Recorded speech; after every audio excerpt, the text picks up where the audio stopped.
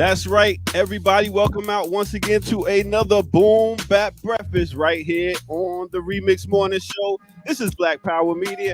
I go by the name of the Ear Doctor, and today we got a full house minus the twins. Let's start it off with one of our hosts, Dr. Jared Ball. Let's take it to Jackie Lukeman, Burn It Down, Kim Brown, Kalanji Changa, and Kamal K. Franklin. I feel like this is going to be a lot of trouble today. Yeah. This is Finally, the respect I deserve. My name is elongated. you came on time. That's what I said. I thought Jackie handled this yesterday. Hey, man. Why are you being greedy with the echoes? I like that. See? That should be my standard. That should be the standard way we do it, don't you think? I should always be the last announcer, person, and then it should be like Franklin. No, Glory Hog, no. You don't deserve all that reverb, Kamal. You don't deserve all that reverb. That's the gravitas that I deserve. Me. You know what I'm saying? Hey, I ain't mean to start the hate so early this morning, man. Let's get out of here. Me and Black Lives Matter. You know what I'm saying? Like, Hey, Shout out to Charlie Brown. Franklin. Hey, this really is appropriate for today. Revolutionary greetings, all my Africans of all shades and proclivities. Oh, wow. Yeah. There it is. yes. Kamal, you still don't like it?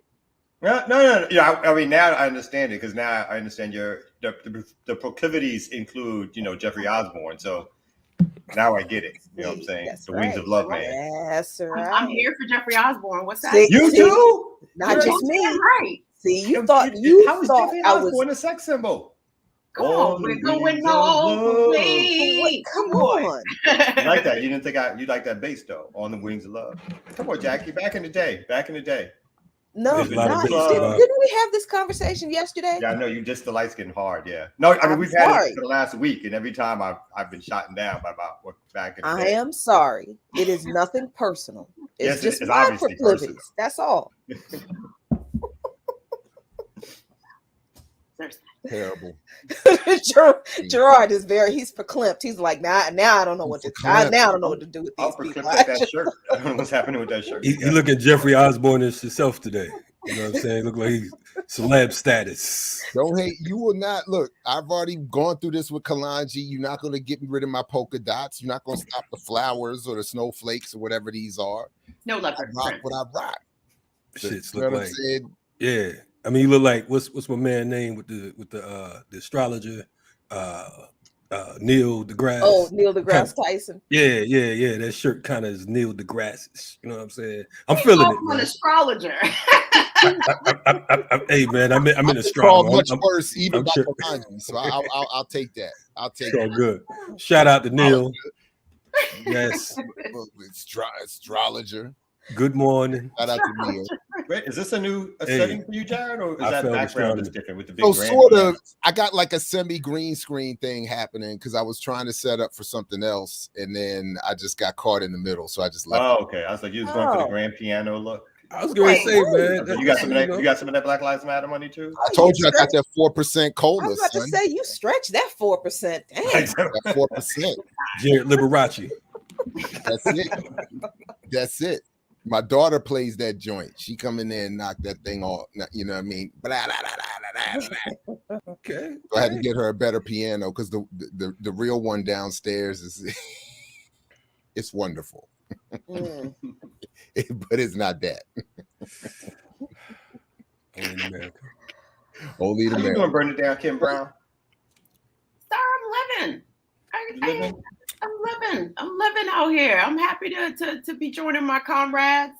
Had everybody in the house today, so I'm very happy and excited about that. I had a kick-ass Burn It Down with Kim Brown yesterday. I had labor journalist Kim Kelly on. Kim Kelly's with the shit. Oh, nice. We were talking about the Bessemer election coming up for the Amazon workers down there in Alabama, because Amazon was playing dirty the first time the workers were trying to unionize. So the National Labor Relations Board has authorized a second election. So we'll see how that goes. But yeah, go to Burn It Down with Kim Brown to have to check out that great conversation with Kim Kelly, because we talked about, y'all, 6 people have died at that Amazon warehouse. 6 people have died, and 2 of them died on the same day. And Amazon didn't shut down shit. They didn't stop shit. They didn't let people go home to grieve. Nope, they just act like that shit did not happen. So yeah. They just moved the bodies to the side and told people to keep picking up some boxes. That's what they did. Right. And Neil Young said, "I'm going to Amazon now." That's what I was just going to say. They got Neil Young's catalog. So. See? Oh, but people didn't want to talk. Why are we talking about that yesterday? Okay. Very hard on Neil Young. Yeah, there's some good music. There's a couple of good songs. Jackie got the authoritative commentary right here on Black Power Media. Check out Jackie's monologue about that, because I watched it. I'm like, yep. I was like, yep. India rejoined the boat too. I don't know if y'all saw that. India said she don't like what dude had to say about race. I'm like, okay, India is in the joint. You know what I'm saying? She said, look, man, I ain't getting no award. I ain't getting no respect, no love. So I'm coming on board too. You know what I mean? Yeah. So she in the gang now. And it's interesting that our friend Milton Alamati actually wrote an op-ed about Rogan's shitty comments, and he put it in a very scholarly context, where Rogan absolutely is not a scholar, but it's published in the Daily News. Interestingly enough, that was a surprise. Oh yeah, I was going to say that's not a scholarly news. Yeah, I was like, I don't know how they let Milton publish it, but that was okay. But I think this Friday, since we'll have Friday is imprint of imperialism night. I think we might talk about that. And the impact of social media, or any kind of media personalities spreading these crappy comments about race, and why so many on the left don't pay any attention to these things and think they're not important, because that's the whole point of my issue with Joe Rogan. The man has had Gavin McInnes on his show. Gavin McInnes founded the Proud Boys. And if you don't know anything about the Proud Boys, they came to DC and they assaulted people and, beat up Black folks, beat up a Black woman, literally beat a Black woman up, and the cops did not a damn thing. So are these the same? These are alleged same psychologist, but he's a racist. He's a white supremacist. Are these the same folks? These are the same folks that teamed up with Black Hammer, or what? Because I saw something about. Yes. Okay. Well, yeah, right. Same folks that teamed up with that Black Hammer teamed up with. Yeah. So that's the context. So anyway, I think me and Milton might chop that up a little bit on Imprint of Imperialism Friday, because I thought that was interesting. But that was the whole point behind my criticism behind Rogan.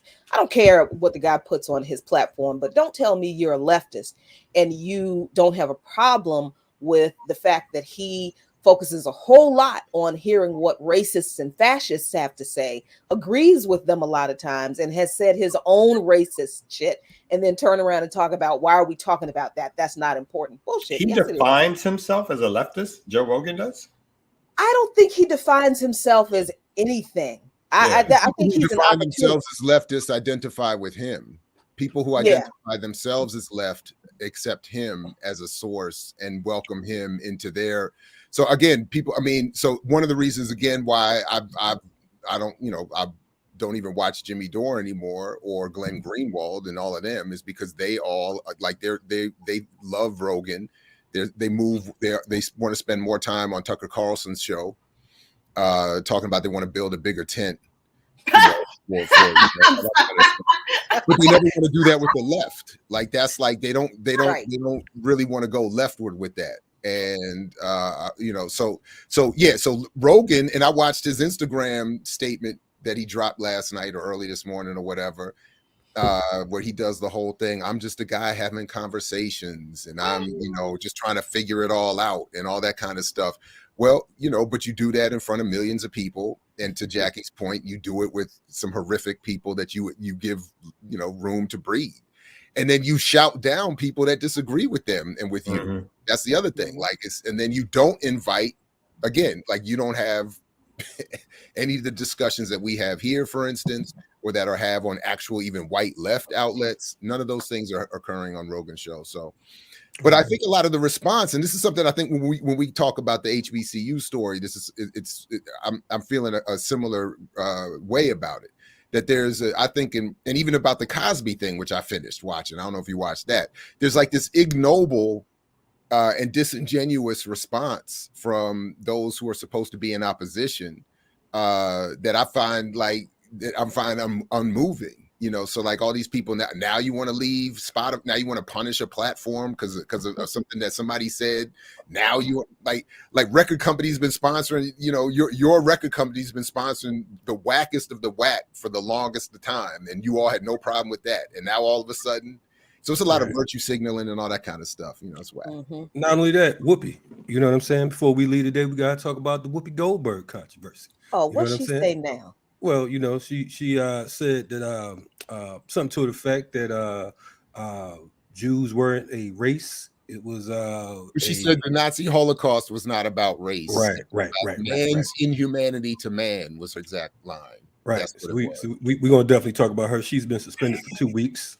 And, I don't understand. No, wait a minute now. She was suspended for 2 weeks, and she had to apologize immediately. You know what I mean? So it shows you the power dynamic, who has and who doesn't.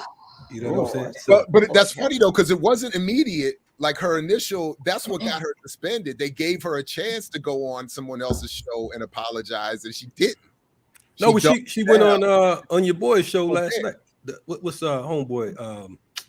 I can't think of dude's name. I mean, it's Wednesday, and all white folks sound alike, look alike. But White Folk Wednesday. I got to dig it up real quick. But definitely, she's been doing a whole lot of apologizing. But she been on the apology tour. She didn't listen. She didn't check out that check tour. She I need to keep that check rolling in. The view's been good. The masses been good to me. Oh, was it a late night show? Was it? Yeah. It was a late night show. Oh, it was Colbert then. I think it was Colbert. That's what I was saying. Yeah. But so she did have one. Yeah. But I thought that was, anyway, I didn't pay that much attention, but I thought that was the one where she didn't really apologize, and that's what got her in trouble. Like, they gave her a second chance. They were like, go on the show and clean it up. She didn't clean it up.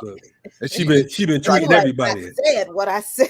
She been tweeting everybody. I think she probably tweeted us as well. I had to look in the inbox real quick. But yeah, you know what I'm saying? This is Whoopi, Ted Danson, blackface Goldberg. Oh yeah, so yeah. Got a long history of being. Never with all of that. Wait a minute though. I don't disagree with what she said. It wasn't about race. No. And that's why we got to get into it. Okay. We'll get into it. All right, go ahead. You will get us all canceled. But we got to give somebody this. I didn't know that. Let me bring the whole pot up here. Let's go. We got somebody colder than the white man coming. Mr. Ed Doctor, where you at, man? Save the day, brother. Save the day. What up? Hey, this is the plainest. What's going on? Are you depressed today? Are you sitting in the green room emoji box? In the green room with Ted Danson. It matches your shirt, but I don't understand what's happening. Y'all finished? Oh, my bad. Done?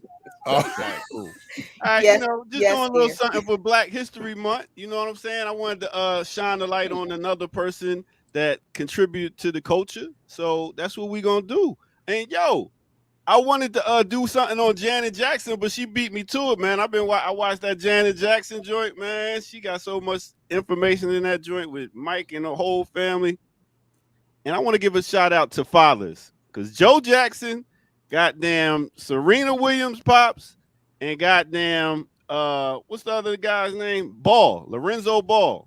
That Ball dad, all these guys got plans. They had plans for their kids and made it happen. So big up to them pops that made that happen. Yeah, like they I got plans. They really made it happen. Hands. I said save the day. Damn it. Sing that song, boy. Get to the break. I'm done with y'all. Sing that song.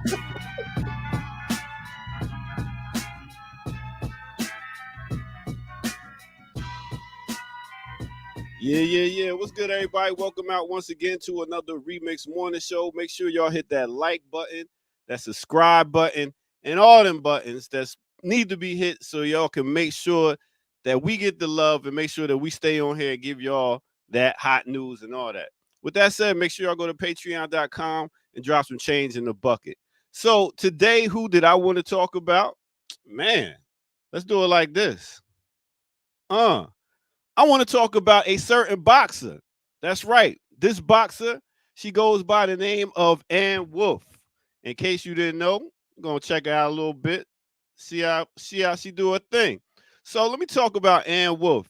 Ann Wolfe is straight out of Austin, Texas.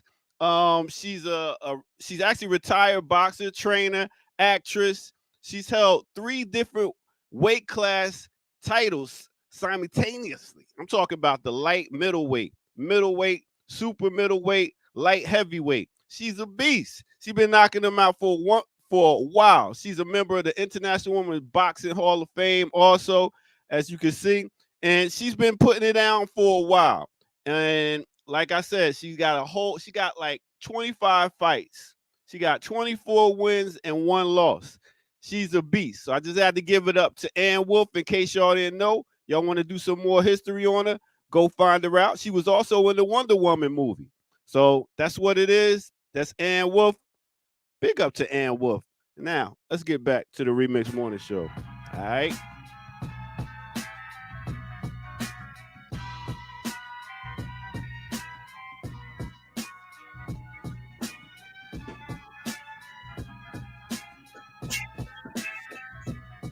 Yeah.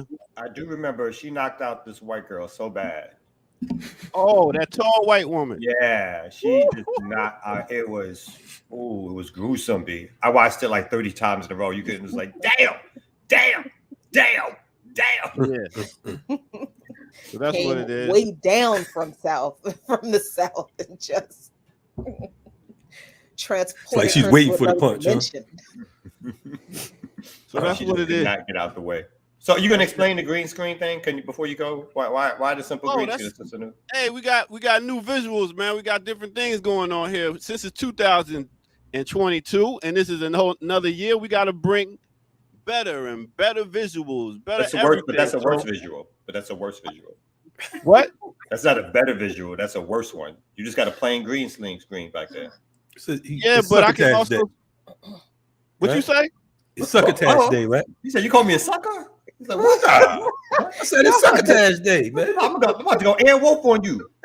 How about that? That's a little. Oh, sorry. That's better. Y'all happy? No, I like the other one, man. Don't let that man hate on you. There you go. I like that. Come out of here, man. Peace. Love it. Anyway, appreciate you here, Doctor. That's right. Anyway, welcome to the Remix. How y'all doing? Our boys need to shake hands and make up. You the main shit starter, Jackie. Go ahead on with that. Let's look out. Jackie, you know you feel the same way. He just came on and held up Joe Jackson as a good dad. That was a little sus.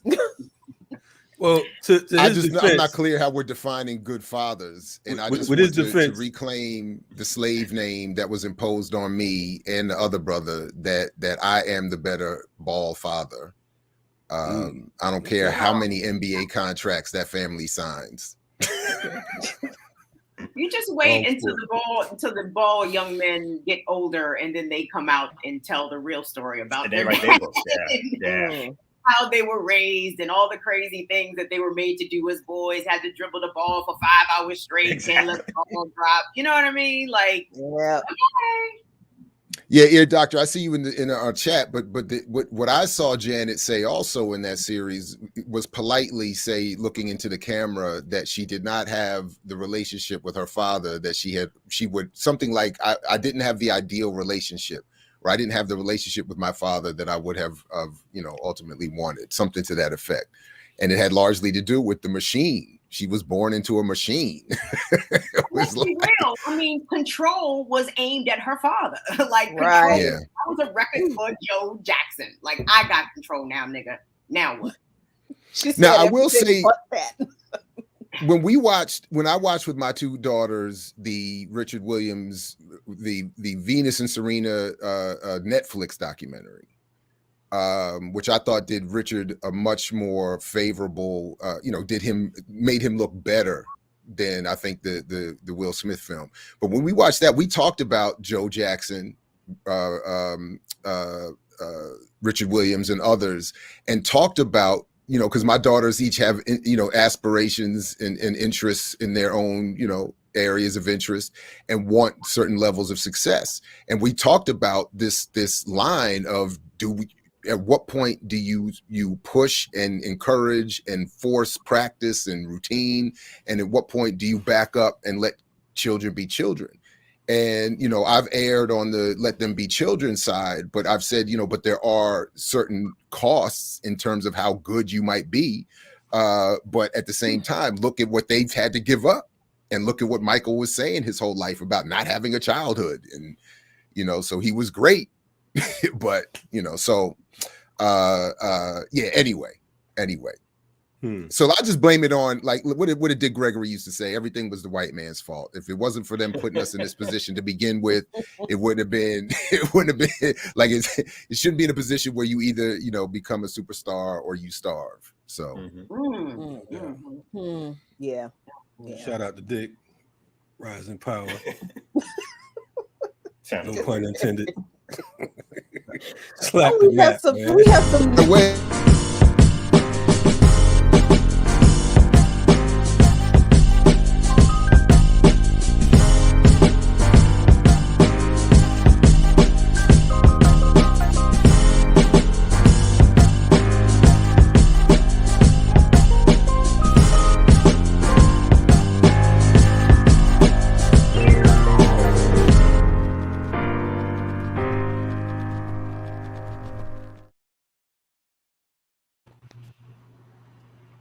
Did you all see the Cosby thing? Just real quick, because Dick Gregory shows up in there. They talk about him as paving the way of black. He was the first black comic to break. Is this the Kamau Bell special you're talking about? Yeah. Oh, okay. I just finished it the other day, so I don't know if we have time this morning, but I know Jackie should get us started here this morning based on her schedule. But it was interesting, and I just that Dick Gregory was mentioning it anyway. Yeah, I think I'm in the middle of episode 3, so I haven't quite gotten to all of it yet. But really quick, because we got a lot of folks here, so got lots of opinions, which is going to be cool. It is Black History Month, and did you know that the organization that Carter G. Woodson founded to teach Black History Month, the Association for the Study of African American Life and History, still exists, still very viable, and they have a theme for Black History Month every year. And this year's theme is Black Health and Wellness, which is really great. And they talk about Black health and wellness in particular as the disparities that already existed among Black folks in our health and wellness before the pandemic, but they also focus on how those disparities have exacerbated through the pandemic, how more of us have died. And there's actually a Journal of American Studies an actual study that shows that more Black people have died of COVID than any other group of people, particularly white men, college-educated white men. And the study points specifically to racial inequalities and disparities in the rates of exposure of the virus, as opposed to, and they link that completely to racism. So it's really cool that these folks have focused on Black mental health and wellness, or Black health and wellness, for this year's Black History Month. And not just physical health and wellness, but mental health and wellness. They talk about us going back to our ancestral traditional ways, all kinds of holistic medicines and practices that were healing for our ancestors, and that will be healing for us. Of course, they talk about traditional diet, and I like that they are focusing on mental health as well, because I think that's really important in the way we show up in the business world. Now, I looked at this story and I didn't think too much about it until I started reading it. And then I saw like the connection between our messed up mental health and in this capitalist system. Now, I don't know how familiar folks are with Black Girls Code and Kimberly Bryant and the this foundation that she developed, but it's falling apart. And it's falling apart apparently because Bryant is not a nice person to work for. Now, the board of directors has basically dismissed her. And the problem is that Bryant apparently micromanages the operations. She pretty much had sole control over everything. Several former employees said that they've seen her berate staffers in front of others, and 3 staffers sent resignation letters to the board, and at least one of them recommended that Bryant be investigated. But Bryant's response was like, yeah, I know that, the employees had complaints. So she hired an executive coach to address I don't know what that means. I have no idea what that means. But here's the point. I think that some of the things that we have believed about how to succeed in this country, in capitalism, we have internalized it too much, because we know how, white men say that they're driven and they're narrow-minded and they're singular in their focus, and that's an excuse for them to treat people like shit.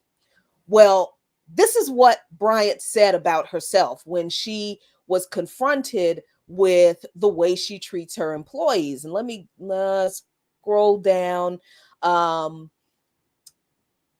She said she had sole control over the finances, which is a serious problem for any foundation. You as the founder should never be controlling the finances of your organization when it grows. But then she said that I'm trying to find there it is. When asked about the allegations of her abusing people in front of others, of her yelling and screaming and folks and whatnot, Bryant told Insider that she had a very direct leadership style. I have very high expectations for myself as well as the team.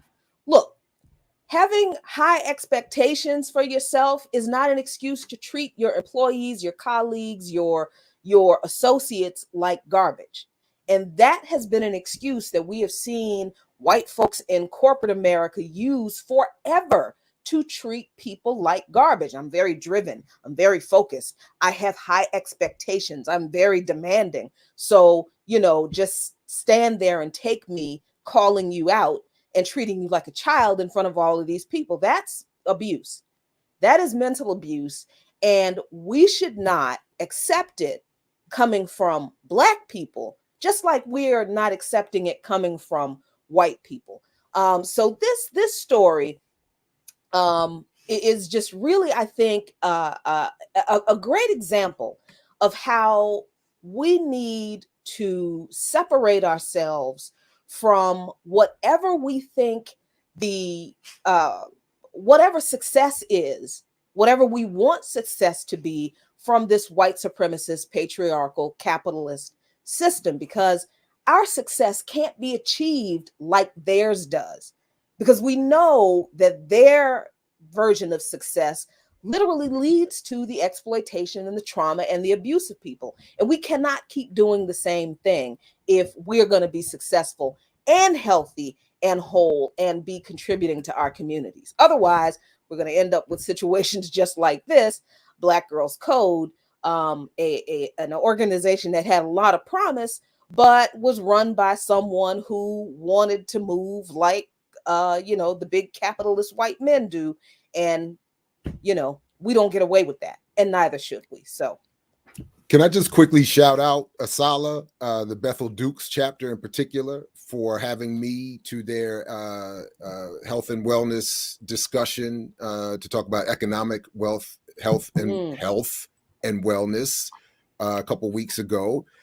Some of you, I don't know if you've all heard, but I might have mentioned it once or twice about this book I wrote about buying power. So we got a chance to talk about that. I don't know if I've mentioned that here before, maybe once or twice. I don't know. Never heard you. But so I don't know if I sometimes I don't know. But the other thing, but to your point, but also Jackie, to your point, that I think we see a lot of these problems in so-called alternative and nonprofit spaces, where the issue of the gender, race, sexual orientation, etc., of leadership is still sublimated to beneath the need to fundraise, appease a board, broader interests, and then they end up acting in the same, and then they just mimic those same patterns because they want to attract the like minds who have those like wallets. So yeah. But on the flip side of that, though, like Jackie, I'm curious. What was the source of this story? This is Business Insider. Business Insider. Okay, yeah. So I have not read the story. I'm not familiar with the culture of Black Girls Code, but I know that sometimes when you have non-male, non-white employees who have to answer to a Black woman, they don't like being spoken to in certain ways, or they will tolerate being spoken to in certain ways by a white male boss, but that all of a sudden when the Black woman has asked them to do something, and it could be in her tone, it could be a variety of things. But you know how when we say things, Black women say things, it is taken as more aggressive. It is taken as intimidating. So I'd be curious to know the race and gender of these employees who had complaints about Kimberly Bryant. And again, I don't know her personally. I don't know her management style. I don't know any of that. But I'm always a little skeptical when there are negative hit pieces or pieces that talk about Black women in leadership and usually fall into those very same tropes about us generally. Well, as far as I know, all of the people were Black, all of for Black Girls Code. And they have said that Black Girls Code is not a safe work environment. It's causing trauma to its staff. Kimberly Bryant is indisputably the source of that trauma. They said that she would... they said that she would, when they were looking for like dates for events, and the vendors would come to them and say, is this date, the staff, and say, is this date available? And they'd say, well, no, I'm sorry, this date isn't available. The vendors would go to Bryant and say, well, oh, your staff said that this date isn't available. And Bryant would go and yell and scream at the staff for not giving the vendors what they want. And see, my thing is, because I've worked with Black women like this, and I've worked with white people who have been racist, and there's different kinds of toxicity in corporate America. There is absolutely the racism from white women that's just catty and nasty, and yes, and there is the subtle racism from white men where they like ignore you if you're a Black woman, right? But sometimes working for Black women, I have been told that they have to be harder on me because I am Black. And I've gotten that from Black women.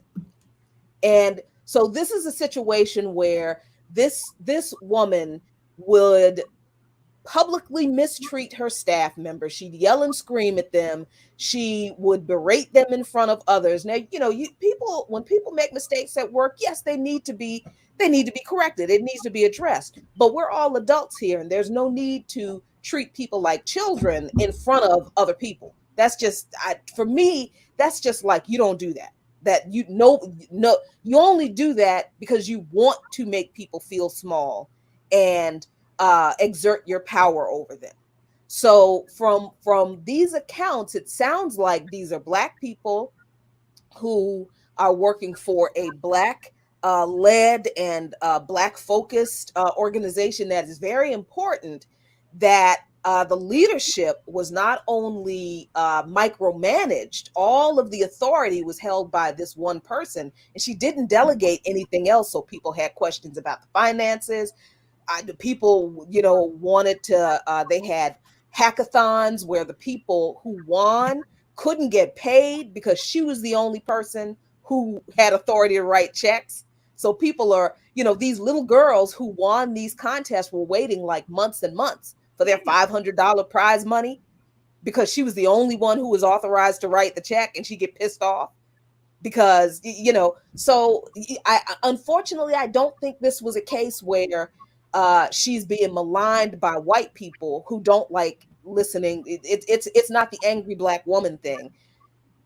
This is the kind of way that we should not be treating each other in the business space. And on the other side of this, I think the board of directors I think they fired her without having a conversation with her, even though they had the authority to do it. That was wrong too.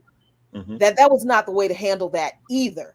So I think we have got to do better in business. I think part of the thing is that, I'm sorry to jump in, but is that folks are, one, people like to be your boss. So part of, I don't know if this is Western culture, I don't know what it is, but folks like to be bosses. And I don't like to be bossed. And so that always sets up some frictional relationships with people when I've worked in nonprofit spaces. And nonprofit, like you said, nonprofit spaces are very corporate. Like, a lot of those spaces are extremely corporate, and as opposed to looking at the profit as a bottom line, what they're looking at is the amount of grants as the bottom line, right? And secondly, of course, becomes the programs begin to be ways in which we bring in more grants. It's less about the work we're doing. It's more about, does this program look shiny and new enough that we can bring in more resources, or whoever the top person is can get some more media, which also brings in more resources.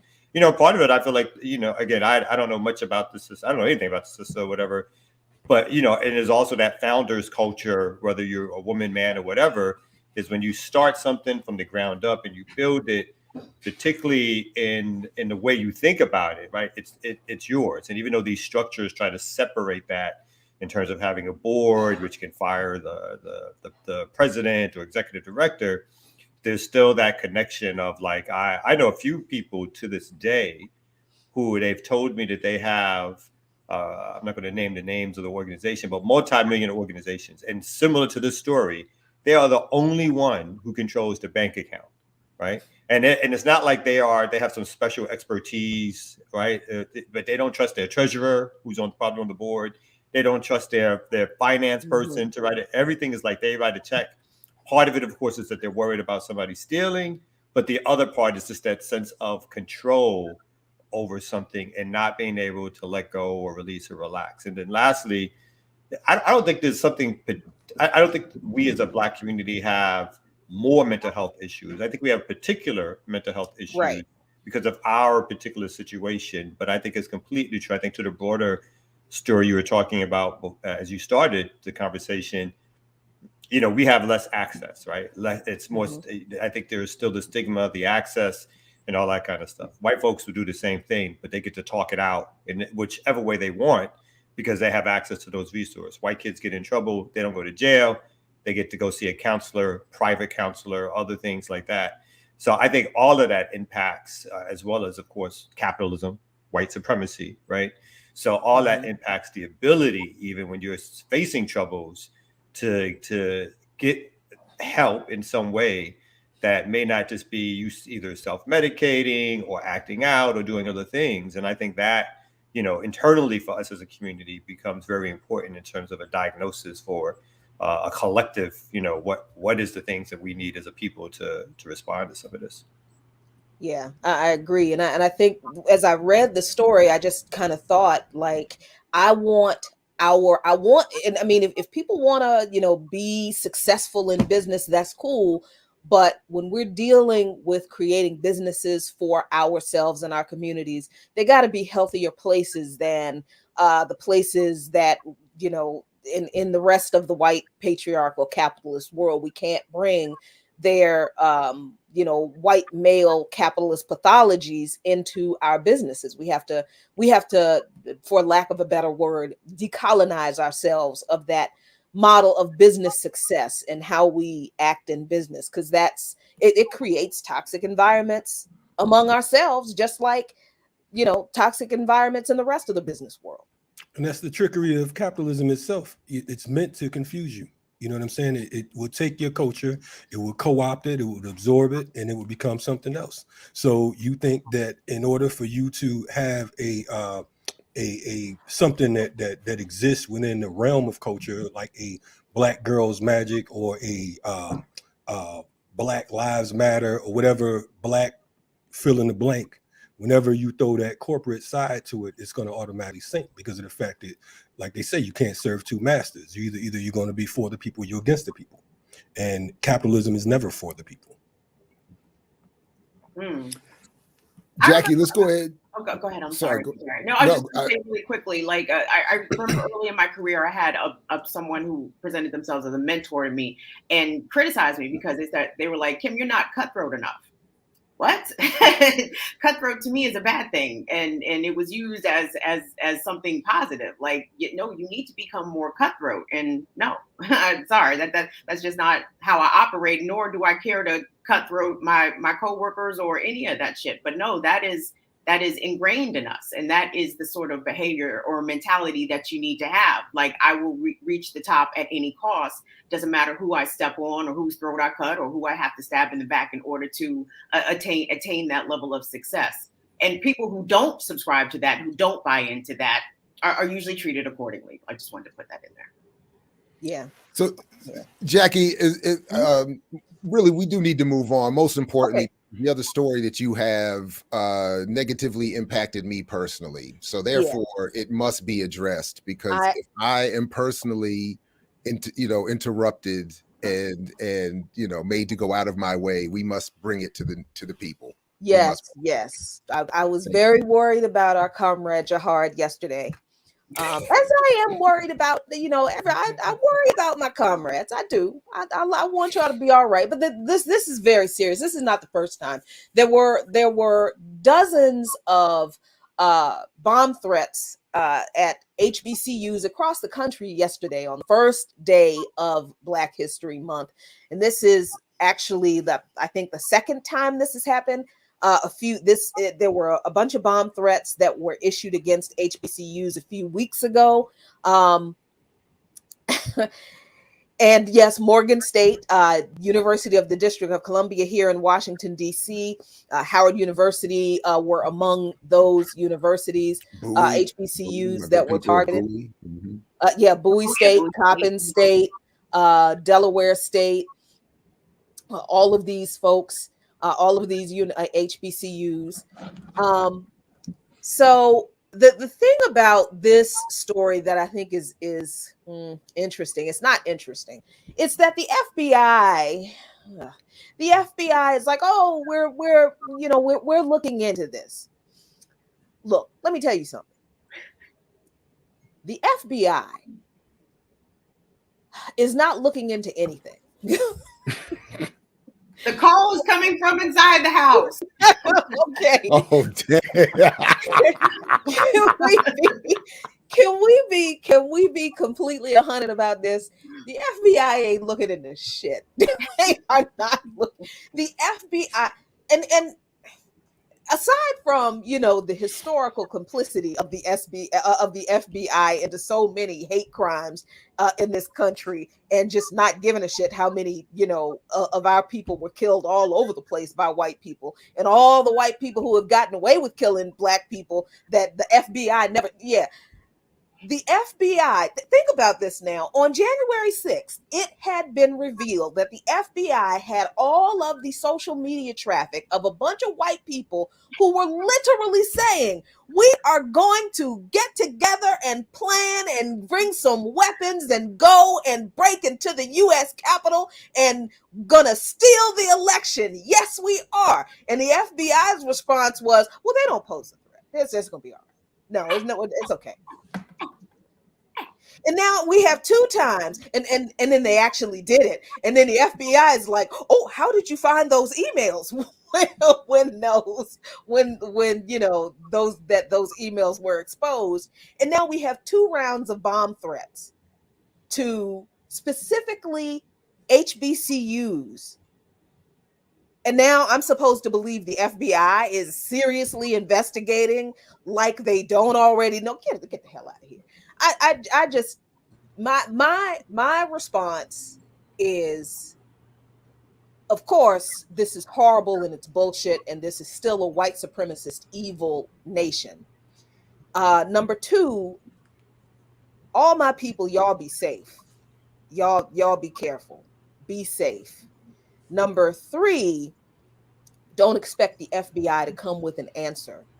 If they magically produce someone who they claim is responsible for these bomb threats, I will be surprised, and I will admit I am wrong on this show, but I'm not holding my breath. I honestly just pray to the ancestors that this stops and that nothing else happens, because let's not act like people are not willing to take other people's lives. Let's not treat these as just threats that we can just poo-poo. No, let's treat them as serious as they are. And let's not rely on the FBI to stop or solve anything. That's FBI can't even. And I'm glad your heart is okay. The FBI can't even find the person who dropped pipe bombs in front of the DNC and the RNC the night before January 6th. They're still looking for a person who literally planted bombs on the streets of Washington, D.C. They have not been able to find that person. So I have full confidence. The person on the video planting the bombs they're like this. Right.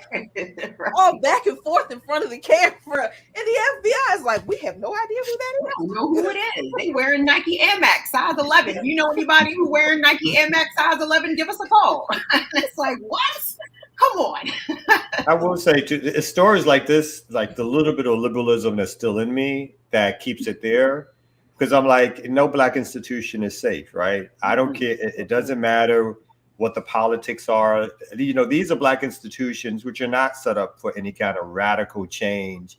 They're actually feeding people into a pipeline of being corporate workers, and it doesn't matter, right? It just, in the end, it just doesn't matter if it's something. And I think that's part of the nationalism that rightfully, makes us defend or want stand up for anything Black that happens, whether or not there's an analysis attached to it or not, because it's like folks we have a basic understanding in this country. It don't matter. It could be the church, it could be the Black school, it could be the most civil rightsy of Black organizations, which only wants to integrate with you and be close to you. It don't matter, right? It's all open to potential terrorism, deaths, destruction, malignment. All of that is on the table, because as long as it's Black, it's a threat, right? So that's that's to me the part about these kind of stories is like, it's got nothing to do with the politics of the institution at all. It's merely that it's a functioning, relatively speaking, functioning Black institution, which again only prepares its students to be integrated into general society and try to get jobs or whatever. The psychological, beyond the horror of the physical violence and the threat of physical violence, and that I agree that is very real. The brilliance of it tactically from a psychological warfare perspective, I think, is that when you do, to Kamal's point, attack the most liberal and soft integrationist, pro-Black capitalist, etc. institutions, it reinscribes them as legitimate leadership. It gives them another PR boost to come back again. Now we saw it in Baltimore after Freddie Gray, all this ignoble leadership, some of which has fled the city down to your way, by the way, in Atlanta. We're seeing the same thing as HBCU leadership is speaking all over the country now, extolling their virtues and all the goodness that they do, when in reality, I mean, it's something very different. So yeah, I mean, it's and then to Jackie's point, if there's if there's one person doing this, threatening all of these universities, you would think the FBI should be able to track them down. Similarly, if they're a big enough organization to literally threaten all of these institutions and be this organized and distributed to attack all of it, then you would think even again, the FBI should be well positioned. But it just also, and then I'll stop here, it's just also very interesting historically to see the proximity between the FBI and surveillance and yet still horrific and unsolved crimes. So, I mean, it's terrible. This reminds me of stories from Kwame Ture, Stokely Carmichael, on how they would go to report what was going on in these towns, what the police were doing, so on and so forth. And the FBI would be sitting back, keying with their legs up on these country crackers' desks, drinking liquor and enjoying the scenery and whatnot. And you have to give your report sometimes in the other room, but mainly right in front of the particular culprits, so we already know with the surveillance state, the national security state that we live under here in the United States in particular, in 2022, it is impossible for you to make some type of threat. I don't give a damn if you're using Signal. I don't care what kind of code you're using, what type of behind the scene technology, you know what I mean? You're dealing with the security apparatus of the world. And you mean to tell me that you can call around to all these different colleges and universities and say, hey, yo, I placed a bomb on the such booty bam. I mean, that's insane. Like, come on, man. I mean, white folks are crazy as hell, man. And it's like, and what Jackie said, man, look, be careful out here, period. In the supermarkets, in just moving around, period, because of the fact that it's dangerous. So, and they don't give you warnings when the police are rolling up on you, gunning you down. They don't give you warnings when they're really looking to blow shit up. But still, let's not sleep on the sleepers. Mm-hmm. Right on. Well, look, I know we got to get ready for Ear Doctor, but I just want to say that I recant everything I just said because I just noticed that my 4% COLA payday kicked in. So shout out to all of our sponsors and government agencies and all those who keep us safe and protected, because that 4% raise, collaborator, it's all it took. So Look at my new piano. Look at my new window. Is that color coming in your house? What's going on? Y'all having tea? What's going on? You do like you had a concert coming up later on today with that shirt and that grand piano. They didn't even tell you about the bomb threat, Jared. You showed up to work at Morgan campus yesterday. Exactly. You might want to check his phone. Yank it on the door. Let me in. What the heck? In fact, I got a notice saying, Jared, please show up. Exactly. We have a very special, important meeting for you this morning. Please be a little early. The one person they didn't tell. They're gonna have Jared on the news looking back at the camera like this, pulling the door. But I sure was trying to get into a locked building, wondering why my car was the only one in the parking lot, except for the construction workers working right over there, which I still think they're paid by Morgan on a contract to build something, and they're right there anyway. But Jared, why did we get the news article and text the night before, but you still showed up for work? That's the part I'm confused about. I mean, I told you they sent me that other email. Show up. Oh, okay. I got the Lee Harvey Oswald email. Be there early and be on the 6th floor. Grassy knoll. We think the suspect is this man trying to get into Dr. Grassy Ball, anti-Semitic Jew. Oh my God. Self-hate. Oh, that's a perfect segue. Because he's going to be wearing a snow leopard mock turtleneck. Snow leopard mock turtleneck. Be on the lookout. Just like they said for Dr. King, jeans. All friendlies. Remember with the Dr. King thing, all friendlies will be wearing ties. And Dr. King came out without a tie. They said all friendlies will be wearing non-patterned shirts. Good job, brother. Oh, speaking of non-pattern shirts. Anyway, I think it's time for the doctor, man. You know what I'm saying?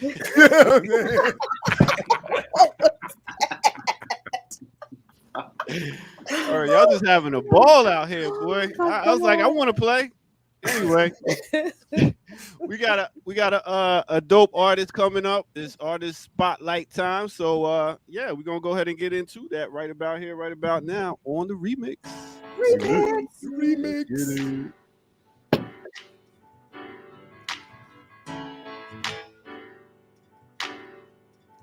All right.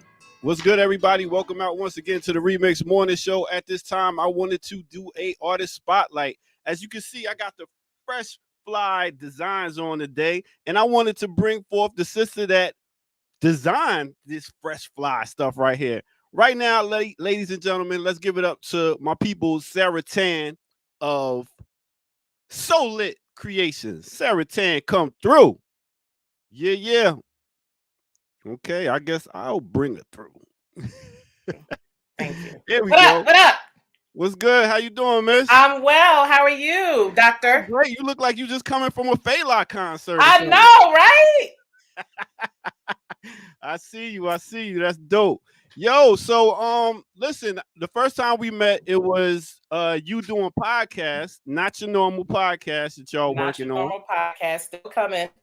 Yeah, and from there I got to see y'all always came mad stylish and fly and everything. And then next thing I see, you got SoulIt Creations. Tell us about that, how it got started.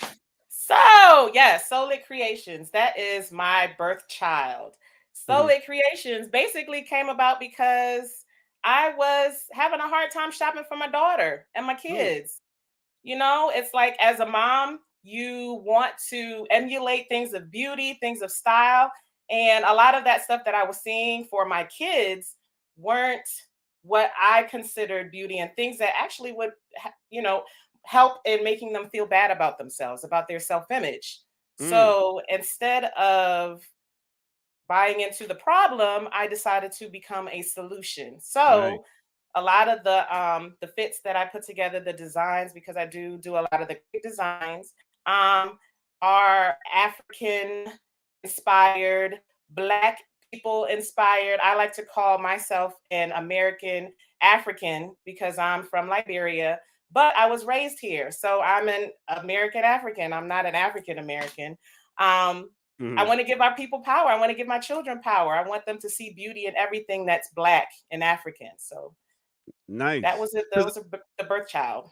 Yeah, because that's what I was going to ask you about. What inspired you to go towards these different artists to add to your art? Because you see, you got Diana Ross, you got Nina Simone, you got Pam Grier. Who? Bob Marley. All types of greats.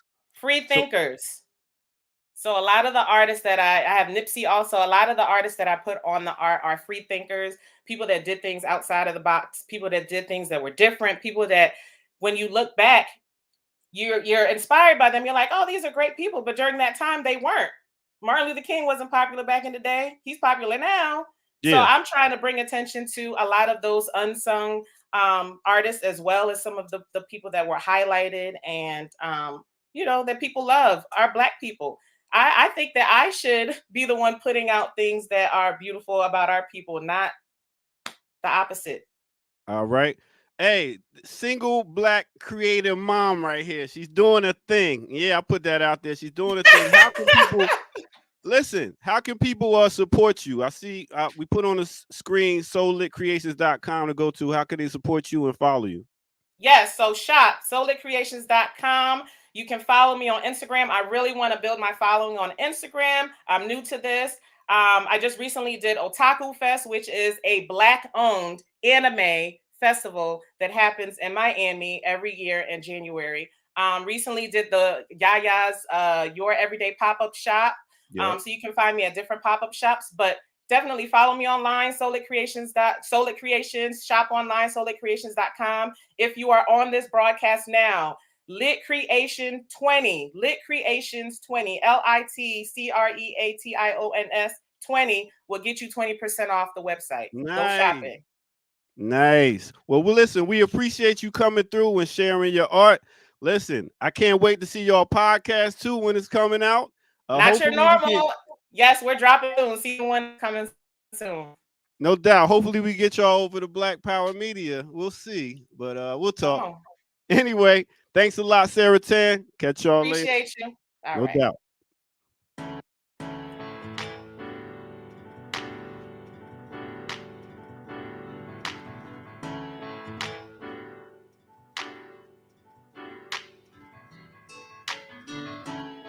All right. Right on. That was dope. That was nice. Yeah, she got some dope gear. Talking about pants, shirts, all that stuff. So I had to go support, represent. No doubt. She made the shirt you have on, bro. That's right. Here come the joke. No, I'm just asking you. Is that the shirt? I like the shirt. No jokes. No. Are you getting sensitive? Are you getting sensitive over there? I know. No, come on. I know that. Come on, that's an old school setup right there, baby. Nah, I think the shirt is dope. Not this time. Hey, why is this? Well, you can't even compliment the ear doctor. See how that thing go, man? No, you can't come. Shout out to SoulIt Creation. Word. We got y'all. I'll catch y'all next break. Peace. Well, you get no respect around here, boy. I feel like the Rodney Dangerfield of remix. Anyway, what's happening, y'all? How y'all feeling today? Real good. Oh, hey, man. real quick, just I just got this email alert. We'll definitely follow up on this, but on February 9th, there is going to be an event around the prison writings of George Jackson, Assata Shakur, that will be including the work of Dr. Joy James. Where is this? At Columbia University. That sounds pretty. Yeah. Nice. So. Will you be on the panel, brother? Or? Oh no! But I'm just saying. What do you mean? No, sounds dope. What you mean? No? Huh? What you mean? No? Why? I'm not. Should I have the publicist get at him or what? Nah, that's. Okay, I think Joy James got that. She got that. Good. I forgot you said James. Anybody else? Yeah. Once she's involved, I'm good. Like there's no need for. There's definitely no need for me. No doubt. So yeah. But I definitely. What I'm saying is, I want to.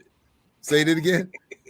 You get on there talking about some crypto or some shit. You're like, sit your ass down, John. But anyway. So I am debating them, the Gentlemen of Crypto, Friday after my show, 10 o'clock on their platform. Okay. The Gentlemen of Crypto? The Gentlemen of Crypto. The author, Isaiah Jackson and his co-host, the brothers, because in fairness, I did a review of his book on my show, critical review. And we don't agree, and they, through some intermediaries, got me on there. They're going to have me on their platform Friday. There was some dude that came at you on Twitter. I saw. Yeah. Is that the same people or somebody different? But that's some other weirdo. I think this might be the same, or there might be some overlap. Okay. But and his co-host was on Dr. Phil last week. And then and we're debating this white economist, and then they debated him on their platform. But I'm making a very different argument, so it'll be. You debating both of them? No. Well, I get both the co-hosts. I believe will be there. Yeah. So you like back in the day with wrestling, they had like Andre the Giant fighting two fighters and whatnot. That's how you gonna be like a handicap match. That's how you. I mean, look. We chair action in. Yeah. We disagree. Gonna slide under the ropes. And I said my piece, and they want to get theirs in return. So that's all fair. I think that's cool. I think it'll be interesting. Are they really called the Gentlemen of Crypto though? Yeah, that's the name of their channel. And on Fridays they have a show called F Bitcoin Friday. I'm sorry, that sounds real. Sound like a setup. I mean, look, do you expect them to be a little? I'm trying to be delicate because you know how I do. Do you expect them to be any smarter than that last dude that you debated? Ooh, real delicate. So I don't know. They're on the same page, and in fact, he showed up when they debated the white dude from Dr. Phil, the economist. Reggie Middleton showed up at the end. And did the same kind of thing. He was trying, but they're debating. Their debate was against someone who's a pro-capitalist, pro-state guy who just thinks crypto is a scam. I'm saying, in addition to it being a scam, what exists is also a scam. So even if it wasn't a scam, what they're doing isn't going to help us. So that's their claim. Are they making a bigger claim? Oh no, their claim. It's black liberation. It's the way towards black liberation. Wow. That's why his book, Bitcoin and Black America, is what I described it as, a black capitalist and really based on white libertarian arguments wrapped in this is what Black liberation looks like in the 21st century. We might as well be selling Amway, man. I mean, that is more or less my point. Tupperware is more useful. Tupperware, way more useful. Well, that's how Amway has gotten away with not being a pyramid scheme. That and lobbying to the tune of billions of dollars over the years to keep Congress from making what they do illegal. So, you know, I like someone else has said, you know, if you have to lobby billions of dollars to protect the legality of what you're doing, I think it's just, I don't know, but you know, but look, man, I mean, you know, like I said, it's all fair in YouTube streets. So I called them out. They want to call me out. So I'd rather have somebody tell me the Shelky Ginzo, baby. I'm sorry, the Ginzo knives, man. That's more useful for Black liberation. Ginsu. What? The Ginsu knives. No, you can cut meat. It's Cutco now, Kamal. It's the Cutco knives. Yep. You can cut meat and cut somebody. You know, you can do a lot. Incorporate that into a warrior class. I mean, come on. Why? Yeah, Ginsu knives are so cheap. You know what I'm saying? The blade might be sharp, but the whole damn handle be now broke off. By handle come off. Kalaji with a comment on anything that can be used as a weapon. He's like, well, you can't really use that one because. Hey man, listen. Like, man. So Kalaji, how can you use Bitcoin as a weapon? That would be the question that I think that they would have a hard time answering. But Bitcoin as a weapon. Now, I'm sorry, but the bottom line, about to talk about somebody who gave us some money, and I stepped on your line. Yeah, you don't. Well, I just saw that Shoki baby came in with $25, and we appreciate that. All and right. I didn't read the rest of Thank the you. caption. Okay. Something about like if you have time, I would like to hear the show's thoughts on MLK Tapes podcast. I'm not familiar. I'm not aware of MLK Tapes podcast. But check it out. Please drop a link. Baby. Hey, Shaky baby, put up $50 more. I'll go check it out in 5 minutes. Don't let Kalonji extort you. Well, I would like to check it out for not a penny more. That's right. That's nice. So I just need a link because I'm cheap like that. I'm just 4%. You know what I'm saying? I sell out quick. Quick. Speaking of sellout, can we do the Whoopi Goldberg story? Yeah, come on, let's do it. So let's do it. So what did Whoopi? So Whoopi said, I don't know if we had something for it, but I saw that, you know, Whoopi said that, you know, I don't see what, you know, the whole thing with the Nazis was not racial. It was man's inhumanity to man. And I think that was essentially it. I don't think she went into any, right, you know, kind of crazy, you know, other kind of crazy territory, but I think that was it. But she, but that's enough. I mean, that's enough. I mean, I disagree with her, but again, it's the same kind of thing. Like, I mean, the whole context. You disagree with her on what basis? Is it? Do you think it is race based? Well, because the Nazis were very clear that it was a racial issue. Now we may disagree. Jews? But not they were very with anybody who was not exactly considered the master race, which anybody not them. Yeah, and they made specific attempts to tie Jews to the so-called Negro, as they would put it. So they were very clear that this was a racial thing from their perspective. They were clear, but they were also ignorant, right? Because, and tell me if I'm wrong, if anybody disputes the history of it. I mean, I particularly with basically Jewish Germans who were attacked in mass by Christian Germans, right? I mean, I don't. That's you know, they may claim, as others do, like there's some other biological differences between quote unquote Jews and them as Christians or the Aryans. But I mean, again, I'm open to the discussion of things I don't know about it. But wasn't it just basically they were targeted because of not being Christian? If they were non-Aryans, they were not white enough. You understand? They were white. Other than religion, that's what I'm at. So is there folks saying that they come from a particular region and or ethnicity that made them stand out, other than the fact that they were Jewish? No, it was that they're seen as Jews, even European Jews are seen as a different branch of humanity in the racial hierarchy by Aryans, and that's why it was an extension of which went also to Catholics, to Slavs, to the Roma, to homosexual. I Absolutely, understand that. right. Absolutely. No, I understand Polish, that. So what I'm missing is but it's not like they. I understand what they're saying. From Black people's perspective, and this is where Whoopi got herself caught up. There is that classic joke that even Chris Rock used to get away with in film, in public, where he would say, from the perspective of Black people, we don't have time to differentiate. You're all white. And that's funny and legitimate and factual. But from the perspective of Europeans, they have a very different view of it. And from the perspective of Europeans, Jews just now may be, in certain cases, seen as actually white.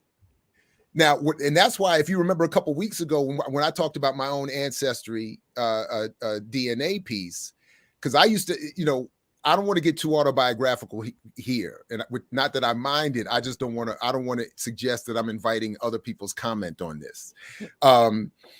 But I've even had this debate with my own mother over the years, which I thought was funny when my DNA results came back, because from the perspective of science, all of this I think is absurd. So that I want to just park that. But at the same time, I was trying to make clear that Judaism, our debate was that Judaism was not just a religion, that it's also it's an ethnicity, that there's a specific quote unquote branch of humanity connected to it, its origins, and this is part of the problem that they have with other Europeans. Not the least of which goes back to the mythology around, did Jews kill Jesus? That's also another part of the underlying hatred and all that.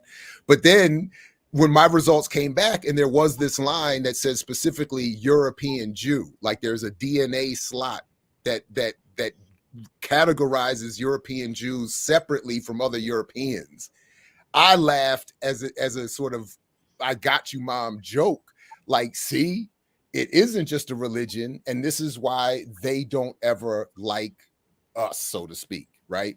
That is Jews. So yes, from science, it's all absurd. From the perspective of Black people, I get there's this whole thing of y'all just white, but from the European perspective, they are very clear. White people have, even the founders of this so-called country were very clear.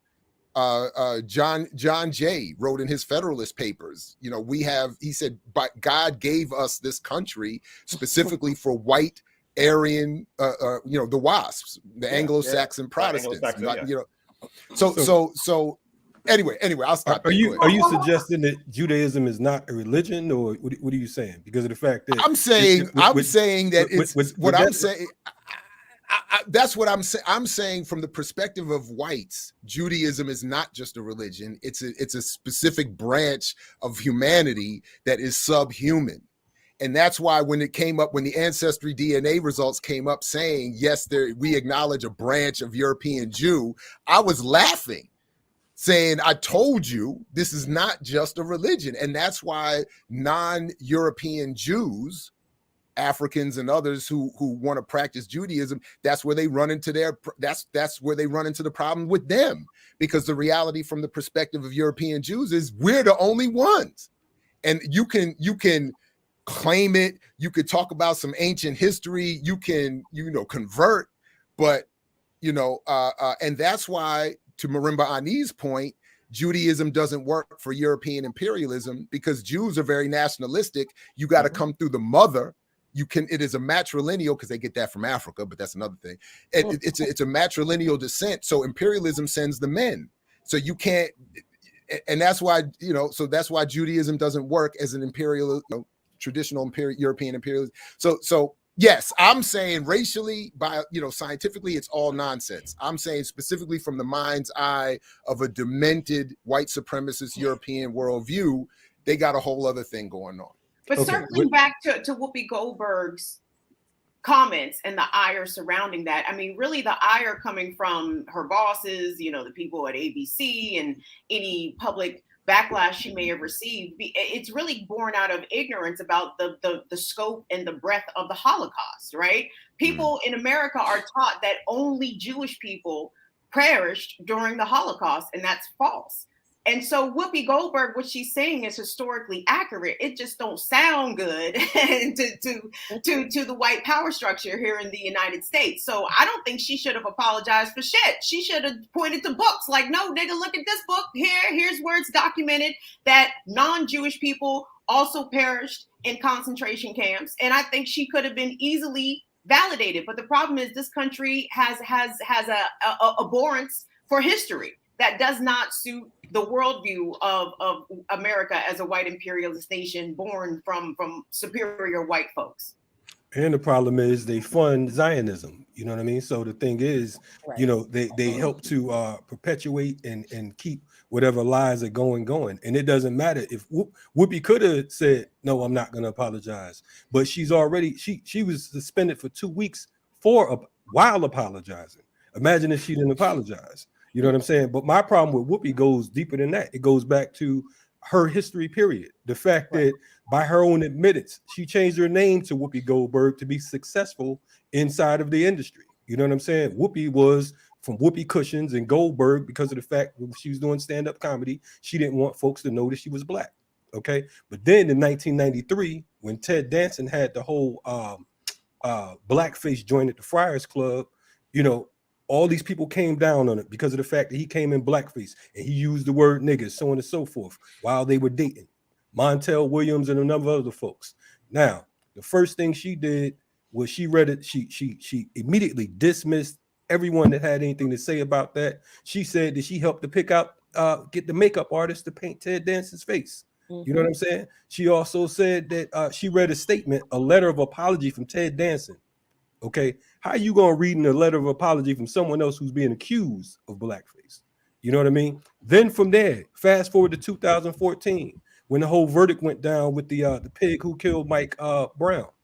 Garth Brooks was supposed to appear on the Night Show that night, and he said, "You know what? This is disgusting. I can't, out of dignity and out of respect for Mike Brown, I would not appear on tonight's show." But who filled in? Whoopi Goldberg.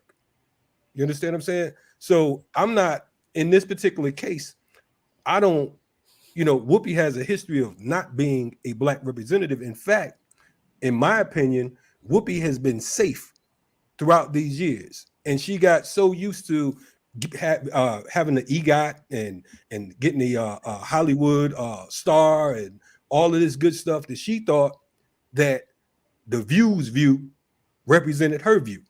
But it don't represent her view. It represents the establishment view. So what they did is they smacked and said, look, get back in your place, go on your apology tour, and we'll see your little black ass in 2 weeks, and happy Black History Month. Have a good one. But as usual, Kalanji is bugging because Whoopi was in Sister Act 1 and 2. Yeah. But I mean, no, but real quick, Jackie, I just want to co-sign the point you made. Just the point you made about the Zionist piece. That's really what is this protective measure, I think, is ultimately about. So you're right about that. Sorry about that, Jackie. Yeah, no. I mean, I do think, though, that Whoopi was factually incorrect about the Holocaust not being about race, because again, the Holocaust, the Nazis' whole thing was, we are the master race. That's it. And anybody who does not fit into our definition of the master race, we are going to eliminate them. So, I mean, the Nazis themselves said this is about race, and not in the context of, you know, race as we understand it in this country, but everyone that the Nazis determined was not a member of the master race was eliminated. I think she was factually, historically wrong on that point, that the Holocaust was not about race. But she was also incorrect because she should have made that point. She should absolutely have made that point, because clearly that draws a straight line to not only white supremacy that we still experience in this country, but let's not forget these master race folks, the United States absorbed into its own government after World War II, as the head of NASA, as a whole bunch of other, you know, folks, scientists in the CIA and all of these intelligence agencies. I think that needed to be brought out. But she was also incorrect in not pointing out all of the people who were not Jews, to Kim's point, who were not considered the master race and who were imprisoned and murdered, massacred by the Jews because they were not members of the master race. My darling, by the Nazis. I'm sorry, thank you, Nazis. So that's, you know, people who were handicapped, people who were gay, intellectuals, artists, you know, the Roma people, folks that we call gypsies. Please stop saying that. The Roma people, you know, all of these people that were not Jews, that the Nazis considered inferior to them because they were not of the master race. So yeah, the Holocaust was a racial issue. It absolutely was, because the Nazis said we are the master race and everybody else is not.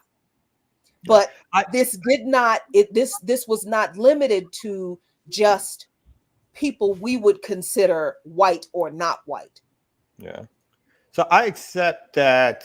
I obviously from the viewpoint of the Nazis, it was divided. Like, and I guess I'm going back to a little bit on Jared's point. From the viewpoint of the Nazis, obviously, they were destroying anything that wasn't white, Aryan, Christian kind of thing. Like that, all of that was beneath them. They wanted territory, they wanted land, they wanted to control spaces. They, you know, the rest of the European powers had already divided up the world, and they felt like, you know, hemlock. They were like, what the fuck? What about us, right? And so they had started to, you know, I always say one of the reasons the Nazis or Germany, World War II, is remembered the way it is, as such, so seminal and pivotal, is more because Germany attacked other European countries, and that's a no-no, right?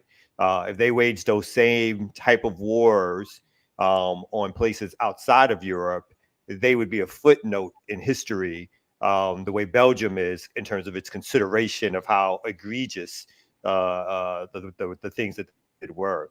I think I'm just stuck on the point that when I look at it, particularly through the view of, let's say, the Holocaust, as in particularly the killing of Jews, folks who practice the religion of Judaism. I accept everything that you guys said. I think I get stuck sometimes on the fact that, you know, similar to what you said about the Chris Rock joke, it was, you know, the hatred didn't seem to be race-based, as in I don't consider those folks, again, historically or whatever, as far as I know, whatever I read, as being some separate race that were attacked, that they were attacked because they were not Christians, right? In essence. Mm-hmm. And that's why, you know, going a little bit further, the point I always point out to me is that if the solution was that they were going to divide up Germany at post-World War II and give some of Germany to what was left of the Jewish population for a homeland to be safe from other Europeans around them who also historically attacked them, I think that would have been a just solution. And I would be the biggest supporter of an Israel if it was carved up in Germany. You know, but the bigger thing is that what they did was they carved up another folks' land who had nothing to do with their oppression, because other places were already subjugated, and then made claims that that was their natural homeland, right? So this is by no means any defense of Whoopi Goldberg in terms of her history. She's a poor messenger because of who she is. But I just thought the fact that she was suspended for saying something, again, which may have some factual nuances, and I don't expect her to plow through it, but it seemed to be that what she said seemed relatively benign, considering, you know, and I think it's exactly what you guys are saying, that it's obviously due to anything that seems to be upsetting the racial apple cart.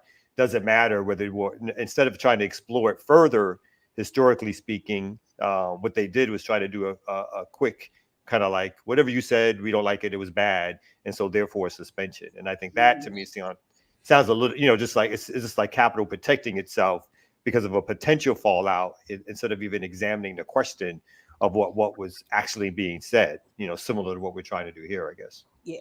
And I think that's like the good thing about these kinds of moments in, you know, the entertainment world, when people with enough profile say things like this that are incomplete historically, And then people like us who, you know, who have a better grasp on history, I think, have an opportunity to expose the problems with what they say. And we have the opportunity to, you know, expose people to a little bit more history than they'll get. And hopefully, you know, this gets circulated. I have no illusions that we have the same kind of viewership as The View, but I would hope that, you know, at some point, somebody would, you know, throw a little hashtag up in there, and somebody who watches The View will learn a little something, like the fact that I just realized this, I just remembered this, that you know, the Nazis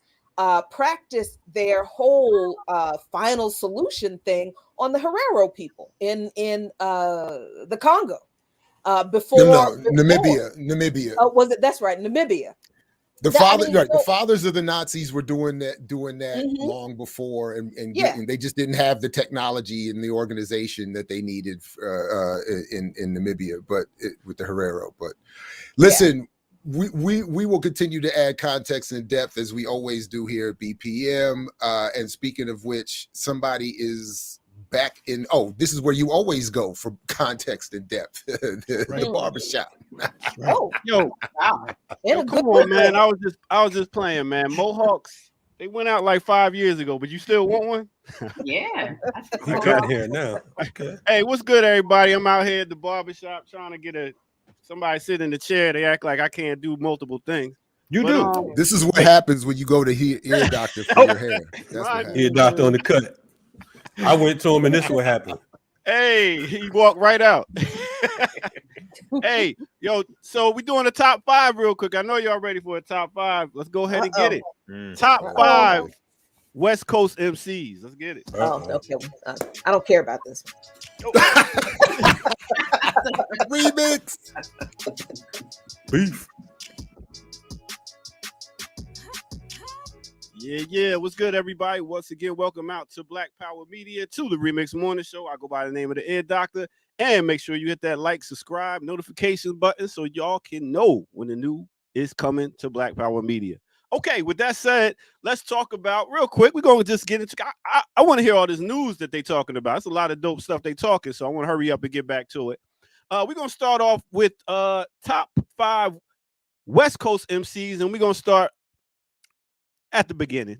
We're going to go ahead and talk about no other than Too Sheezy, Too Short, mixtape straight out the back of the ride, selling, making mixtapes for people on the street, selling, doing this thing. Too Short has over 21 albums, 7 compilations. So he's been doing this thing for a long time. Got to give it to how he put the Bay Area on, how he did. Next, I'm going to take it to Ice Cube. Yes, Death Certificate will forever put him on that list for the lyrics he put down on that, and plus for writing for all the other NWA members. Ice Cube has 10 studio albums and 6 compilation albums. Let's take it next to no other than the Dog Father. That's right, Snoop D-O-double-G. Since 91 to right now, he is pretty much one of the biggest hip-hop artists known for still putting out albums. This guy has at least 18 studio albums, 17 compilations, been doing it for a minute. Next, I'm going to go to a younger breed. Yes, The Game. The Game has been spitting for a while, and yes, he has lyrics. He's putting it down with the lyrics. Game has 9 studio albums and 4 mix CDs. And last but not least, we're going to take it to Kendrick Lamar, also known as K-Dot, of the new generation that is holding the West Coast on his back. 4 albums, 5 mixtapes. And, you know, I also want to give a special shout out to the sister, Baby D, for Fama Lama Lama Lama Lama Lama Lama Lama Lama Lama. Yeah, that was it. Supersonic. That's right, another West Coast group. But that's my pick for the day. So let's get back to the morning show, see what they got to say.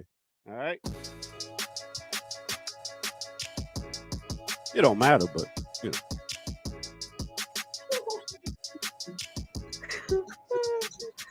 All right. It don't matter. You wasn't that JJ Fad who did Supersonic? Yeah, that's what I said. That was Baby D. That was the one rap, the sister that did that part. Wait, JJ Fad. Just to be clear. Okay. I don't know who Baby D is. I know who JJ Fad is. That's the girl that did that part. She was like, lama, lama, lama, lama, lama, lama, lama. Right, my G from JJ Fad, though, right? Yeah. I mean, so just want to be sure we say JJ Fad out here. Yeah. But if we were starting the lyricists, I would put King Los in there and Ras Kass also. But as in all around, yeah, those five. King Los is from Baltimore. Who? King Los is not from Baltimore? I could have swore he's from LA. I don't know. Do more research, but definitely Ras Kass. First of all, you need to have Paris on that list. No. Yeah. He said top 5. Paris is on the top Paris. 5 Come list? on, He's better than Too Short. Did he get the coup up there? Because I didn't get. I stepped away. Musically, before we even get to anything politically, Too Short has got to be the most overrated, wackest ever. Regardless of Coast. Listen to all that East Coast bias. Listen to all that East Coast and bias. then when he comes out a few years ago and says, telling school children to push little girls up against the locker and get what they need to get happening. This is a grown man. Dude is gross, man. And I'm not a fan. I don't think I like. Last time I seen Paris, I think it was Paris. Paris wrote and produced the Public Enemy album. Hey, who did you who was the top 5, man? I'm sorry to step away, man. We had Ice Cube, Snoop Dogg, Too Short, The Game, and Kendrick Lamar. You had no Digital Underground. Man, you just throwing names out. Next you gonna say Boots Riley the Cool, baby. Digital Underground is throwing names out. Top 5 though. All around the world. At least Kamal knows something on this topic. Top 5, really? Ant Banks, E40. They're better. Not top 5, but he's in there. I mean, really, Ear Doctor, you should have broke it up from top 5 Bay Area rappers and then top 5 SoCal, because I don't think you can condense the whole West Coast just into 5. I didn't even hear nobody from the Bay on your top 5. Too short. Yeah. Who? Unfortunately. Too Short, the king of the Bay. Dog. Yeah. I would have put E40 over Short Dog, to be honest, but you know. Hey, you know what? I'm glad this is my list. No MC Hammer. Okay, excuse me. What about MC Hammer? That's always his comeback. Or you can't put it out to the world and then not expect somebody to comment on your little list. It's gonna be running from your list. Good God. The man says he's running from his list. Speaking of running from his list, what's up with that Bill Cosby doc? Man. So what I'm going to start with is just some of the responses I got to the few things I had to say the other day after just seeing part 1. And I think, this is where I kind of to the point I was trying to make earlier. I don't want to be seen as being on the team of Kamau Bell or any of the pundits that were on this thing. Like, I'm not on any of their team. We're not on the same team. But the reactions that I even got, I think we got major problems. Like news alert, breaking news, everybody, like shock.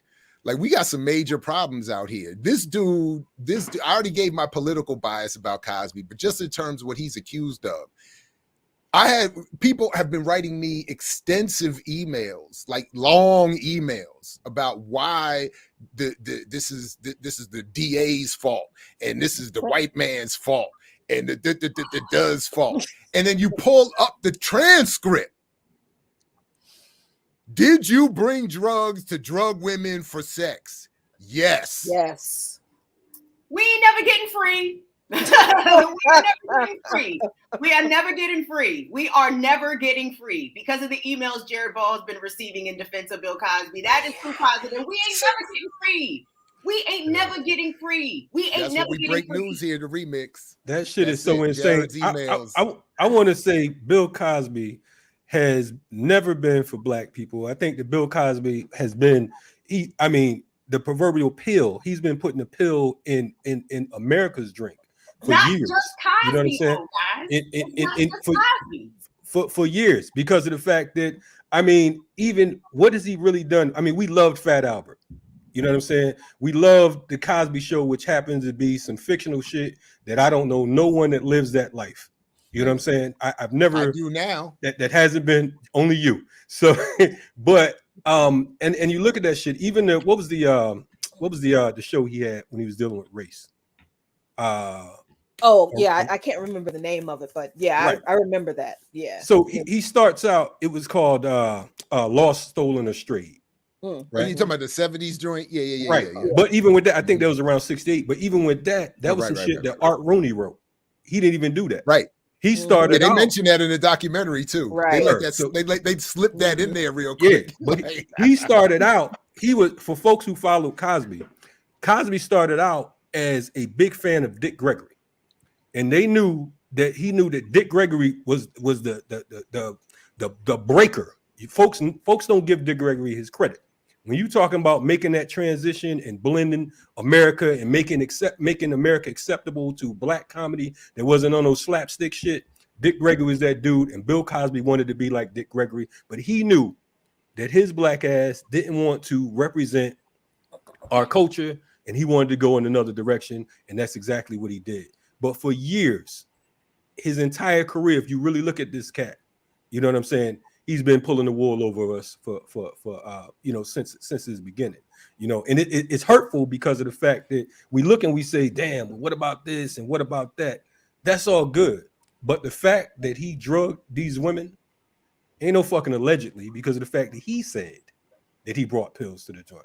Mm-hmm. You know what I'm saying? I think it's disgusting, man. And it's criminal.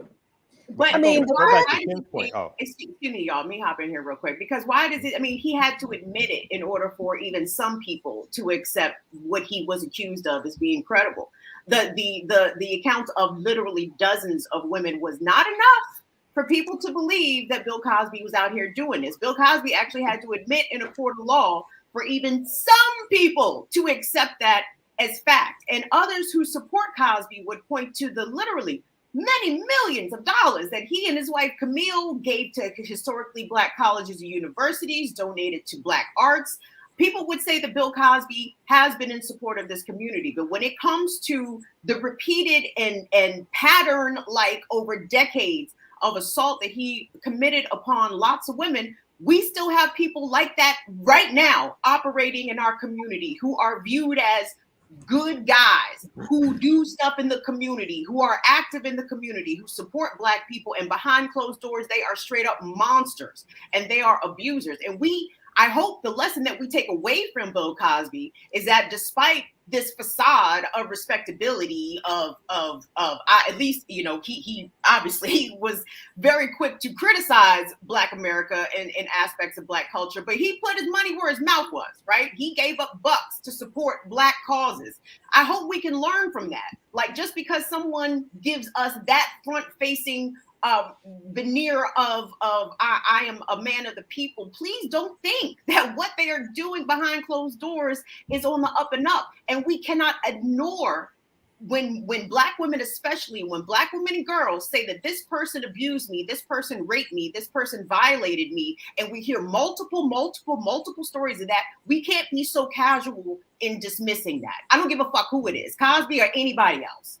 Well, that's the scary thing to me, is that if you did if they did a deeper dive, and I don't know if people are scared to do a deeper dive or will do a deeper dive, but if you do a deeper dive into that time period in history, Cosby didn't dream up, getting drugs and drugging people. That was a particular culture of 60s and 70s. And so a deeper dive, there'll be a lot of folks, again, losing careers and all that kind of stuff, because a deeper dive will show some of the same people, like, when you extend that to some of these other people that people will respect and all that kind of stuff. And it's that was something that was prevalent during that time period. And again, I don't want to name names around who Cosby friends are, all that kind of stuff, because there's no evidence to suggest or whatever so far. But I'm sure he wasn't going to them parties by himself. And I'm sure even when he was talking to his peoples, they were like, what you doing, all that kind of stuff. So like that kind of thing, there's a deeper story that I don't think people probably will ever really want to get at, that's around that culture and what people were doing And again, Cosby got caught maybe because he took it all the way to the he kept doing it. Because he kept doing it for decades. And all that kind of stuff. Kamal, you say that's the culture people were doing. I assure you, women are still getting their drinks in 2022, honey. Yeah, I mean, that's part of this. Part of the way people have responded to the whole Cosby thing, and the way people are still responding to the documentary is, just what you mentioned, Kamal. Well, look, other people do it. White men have been doing it. I don't give a damn how many other people have been doing it, still been doing it. If you're guilty and you're caught, you're guilty and you're caught. And you being Black, you being a powerful Black man, you being an influential Black man, and you being a Black man who has thrown a lot of money behind a lot of Black causes and all that, that does not absolve your guilt. It doesn't make you less guilty. Bill Cosby is not less of a rapist because of his bona fides for his Black activism. It doesn't, and it honestly blows my mind that I know folks, that we all know folks who are still wanting to defend Bill Cosby because what about Harvey Weinstein? What about Harvey Weinstein? Well, I would have been less likely to be in Harvey Weinstein's circuit than maybe Bill Cosby's. I mean, he's been to Howard. Howard's right less than 10 miles away from me. Weinstein. So it's like I feel you, Kim. It's like we although Jackie, the Obamas sent their daughter to Weinstein's internship. Yes, they did. So you might have got sent there. No, I'm just. I did not know that. Oh Lord, I'm just. Oh yeah. Oh my God. Here's, can I say this real quick? Because this is something that I want us as a community to really examine. Because so many who discount the accounts of women who claim that they have been raped or sexually assaulted by prominent men or men in power or whatever. So many in our community will point to, well, did she go to the police? Did she file a report? Are the police pressing charges? Is this person going to be held accountable in a court of law? Like, it's all of a sudden when it comes to sexual assault, especially sexual assault of Black women and girls, then we have this high standard of law enforcement involvement. Did the police believe her? Did the police want to pursue charges further? And listen, if we don't have faith in the criminal injustice system as a whole, we need to absolutely throw that shit out the window when it comes to pursuing sexual assault charges and charges of rape. And I really want people in our community to really look at themselves and ask yourself that question. If you don't think that the criminal injustice system serves Black people, then why the fuck do you think it would serve Black women and girls who are sexual assault and rape victims? But let me just say real quick, this also, I think, calls into our problem with class. We got a serious class problem. And one of the reasons Bill Cosby got away with being protected so much, and I do not doubt for 1 second that while he was doing all this stuff, Cosby didn't know Black folks are going to defend me because I'm the only Black man in Hollywood and they're going to defend me. I am the representative of them, just like Barack Obama knew.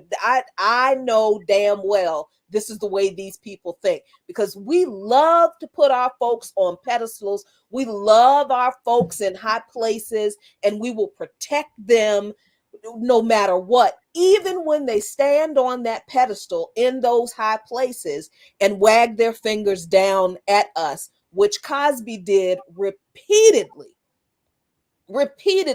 That whole pound cake speech, that childhood book of his, the little speaking tour he did in front of mostly white conservative audiences, talking shit about Black people, we should have been done with that Negro then.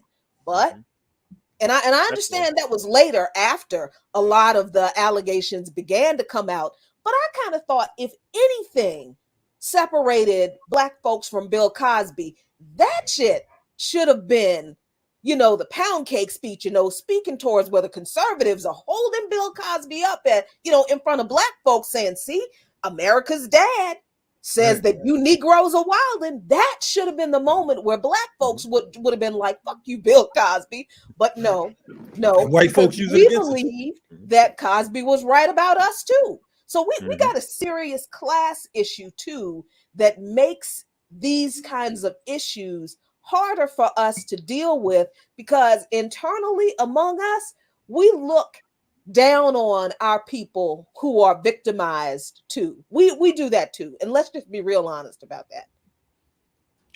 I mean, he's right, because the rumors about Cosby and sexual assault and being a sexual predator were out for years, right? They were like, it was like a known unknown in that celebrity culture, and nothing was done about it, right? Even as so the other people fell, but nothing was done about it for years. And if I'm not going to remember the comic's name, but again, through social media, somebody picked up something that someone said. And then all of a sudden, it became sort of a springboard because it happened. That's right. I remember that. It happened during the right time period of like, I think, after Me Too, again, the ability of social media to sort of bypass corporate media in terms of talking about things in some ways. It's funny how a corporate app allows you to bypass corporate media, but it did, and it got the word out, and then the corporate media responded and began picking up the story of the allegations.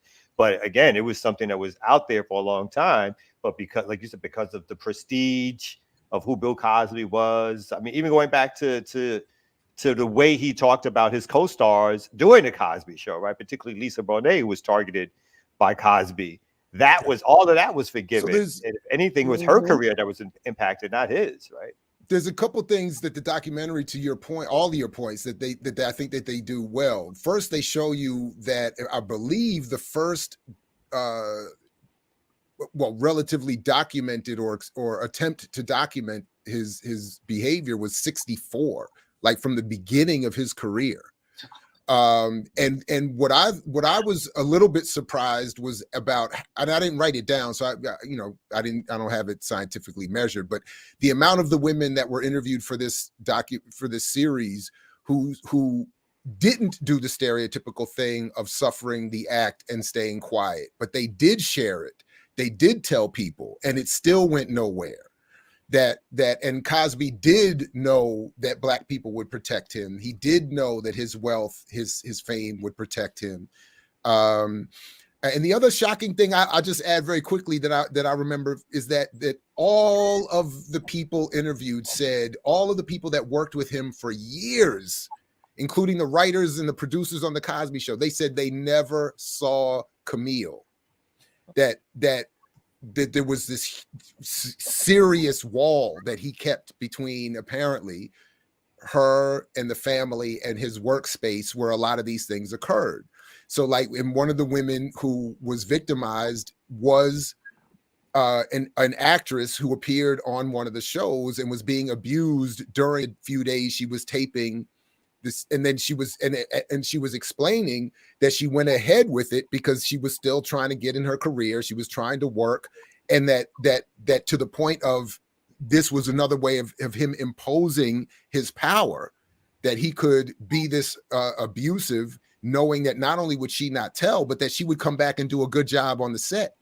I mean, it's just bananas. No, was that Beverly Johnson? Who was it? Honestly, I can't remember the name. It was I can't. Her name was Eden. Is that the one who played the pregnant woman? Yeah. Who was the very? That was Beverly Johnson. Beverly Johnson. That was Beverly. Yeah. No, this wasn't her, but no, this was someone else, right? But and they also pointed out something I never thought about, was that the Cosby Show, the one thing that he would have had control over, that he made as his character's role, was not just that he was a doctor, but that he was an OBGYN with a basement practice in his house. Right. Like that was the homie Whoopi Goldberg was one of the first people to defend him when shit was going down. That's you know true. what I'm saying? We might have forgot about that, but she was adamant against, like basically like they lying. You know what I'm saying? And here it goes full circle, back in the news again. Anyway, Anyway, we've been dealing with the same Black misleadership class for they just recycle 40, 50 years. And Malcolm talks about too. Why are these people considered our leaders, right? Why are entertainers and actors and comics considered the leaders of our people, that we look towards them for having discussions about important issues, for representing us, for talking about our condition, not only do we look to them, but obviously the media holds them up as people who somehow have some say and or sway over our community, in the sense that they represent some body of leadership that should be answering questions and talking about situations and so forth. You know, where these people are not qualified. I'm not saying, obviously we all should have opinions and we all can do work, but the fact that a certain class of people who are in a certain type of industry get held up as the folks who are our representatives is one of the most craziest points of all also, you know. Well, I think it's also important that we as members of this community have no fear and no qualms about holding powerful people accountable and calling them out, for the simple fact that the media is not going to, or if the media does print some stories or talk to some people who claim that they have been assaulted, it's always, oh, they're trying to take a brother down.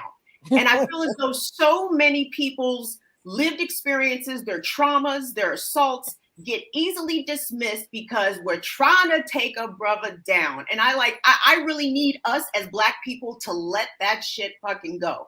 Like, as much as you want to protect this pillar of representation, whatever him or her that may be, please listen to the voices of marginalized, even more marginalized than someone like Bill Cosby, okay? There are... Go ahead. And you know what? Real quick before I got to run, I don't know why we have to keep saying this. Yes, I do, because we live in a patriarchal white supremacist society, and you know, people really don't respect women. They just don't. People just generally do not respect women. I don't care if these women were running around butt ass naked, you know, drink. I don't care. No one has a right to put their hands on anyone and do anything to them that they do not consent to. And when you are under the influence of a substance that you did not take, and even if you did take it, you can't consent. I mean, if you are an adult and you can't get that it's just not cool, it is just not good to take advantage of someone who cannot consent to what you're doing to them, you are a monster. And there is no amount of questioning what women were doing. And as just that shit is just out the window for me. Just out. I just wanted to pull this back up real quick, because this is what I actually sent to one of my respondents to say, the man, because they said he couldn't have been accused of rape because no one said stop. And I said, he says in his own transcript that they didn't say stop because they're drugged. I mean, if you drug somebody and then they don't say stop, you can't then turn around, as he does here in this quote, and say, hey, nobody told me to stop. Oh my God. Because yeah, you gave him a bunch of quaaludes. So, you know, like that's can our community rid itself of bitches be lying? Can we just rid ourselves of that shit, please? Because it's the ethos. It really is. Like, it's a fucking pathology that we have. Bitches be lying. That's why Bill Cosby and R. Kelly and many of their ilk are allowed to literally harm people for decades. But hey, if the police didn't investigate and the prosecutor didn't find enough reason to bring charges, well, that shit must not be true. Anyway, I gotta roll, y'all. Y'all be good until tomorrow. Jackie. All right, peace, Jackie. Peace. So I don't know exactly where we want to go in the last few minutes. Hey, what's up with Flores? Oh, maybe we don't have enough time to talk about Brian. I mean, Flores. we can run. I mean, we can bring it up. Let's bring it up. Or I mean, you got a link? I got the link. The NFL is racist. Hold on, Jared. Actually, no. Let's save Flores for tomorrow, because I think the lawsuit that Brian Flores has filed against the NFL and 30 teams, and I think that is worthy of a lengthier discussion. But I'm gonna send you a link real quick in the chat, because I did want to talk about how Howard University just received a $5 million grant or investment, depending on the headline, from MasterCard to study data science, which is something I thought that Jarrod would be extremely interested in. So let me bring this up real quick. I just think off the top that there should be nothing wrong with a credit card company paying Black students to study how to mine people's data. I don't understand what we're trying to do here on this program, but I and my 4% are not with it. I'll just put that out there. I don't want to be dragged into this madness. Darren, I guess I'll accept. I dropped the link in the chat. Yeah, it's up. It should be up. It should be up on the screen now. Wonderful. Yeah. So this is actually from Globe Newswire, which I'm assuming is some sort of PR newswire sort of thing, because this is written exactly as a press release. And the reason I pulled this particular thing up and not the articles around it is because really the articles read exactly like this press release. So I mean, we might as well get it straight from the horse's mouth. So MasterCard invests $5 million in Howard University's drive racial equality through data science. Now, I don't even know if that's possible. We will ask Dr. Jarrod that in a moment. So through a $5 million grant, MasterCard will support the creation of the Center for Applied Data Science and Analytics, which is the CADSA on Howard's campus, focused on minimizing racial bias in AI-driven credit approval processes. Oh, shit. So they're acknowledging that the racial bias does exist in the AI credit approval process. So now they need Black people to come and work in this industry to remedy that, because somehow the racism got in there. We don't really know how that happened. So Howard University and MasterCard are pleased to announce this new dimension to their partnership with a $5 million grant that will support the creation of the Center for Applied Data Science and Analytics. The center will position Howard as a major hub of data science research and training for the next generation of data scientists with expertise on how to eliminate biases in artificial intelligence and foster greater racial equity in credit approval processes. Now, Jarrod, correct me if I'm wrong here, but this sounds as though that MasterCard is acknowledging that they obviously have a racial bias problem in their credit approval processes. And the best way to resolve that is not to, fix it internally, but right? To just stop doing that. But no, they took the change out of their pocket and found $5 million to give to Howard University. And there we go. We have a very positive PR story tackling the racism that MasterCard helped to foster. So there we go. Ta-da. Thank the master for his card. It's already understood across the AI world that the problems that exist in the real world are replicated by the technology. So there's all kinds of studies in cases of Black people being either falsely identified, misidentified, not qualified based on their Black. There's all kinds of issues with all of this. So of course the answer is always to fund some more study, fund some STEM technology, which is the big influx of cash into particularly HBCUs at this point. And of course they're not going to say, one thing they could also say is we're also going to cancel $5 million of debt that Black people have. We could balance it out a little bit. But so I mean this is just great. It's great PR, and I think $5 million to MasterCard would be pocket change. A cup of coffee. They like, look, man, we want some of that Fannie Mae money. Run it.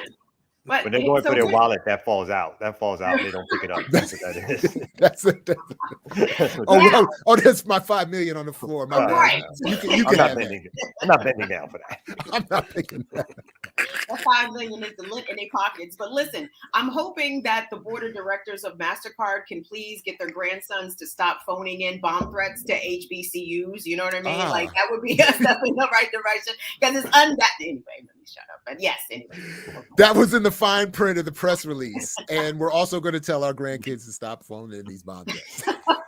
Here's another $5 million to the FBI to make sure that they don't get cameras. Precisely. Yes. You don't have to do a story. I feel gypped. We got over 200 views, and I didn't see any to come back over here with no mix. Hold on. He did slide out. He did slide out. Hey, Doctor, run that barbershop music, man. Time to go. What up? Before we go, I know we're about to go. We're not going to do the story today, but this is sort of breaking news that Biden is expected to deploy troops to Europe in the ongoing drama around Russia. That's fake news. Ukraine. Fake news, because we were told if we vote for Biden, he's going to be pushable left, and we wouldn't have to deal with the wars that these other people keep starting. So I don't believe that. So I believe he's going to send troops. I don't believe they're going to fuck with Russia.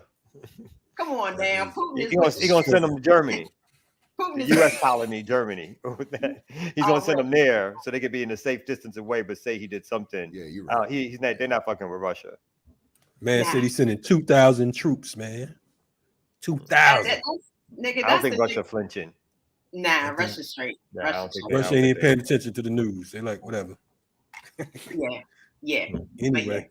Ear doctor. The ear doctor about to take us to Russia real quick. It's 10:01. Do it, son. You I give him 1 minute. Tomorrow. 2. Give him 2. Get the people 2 minutes. Remix.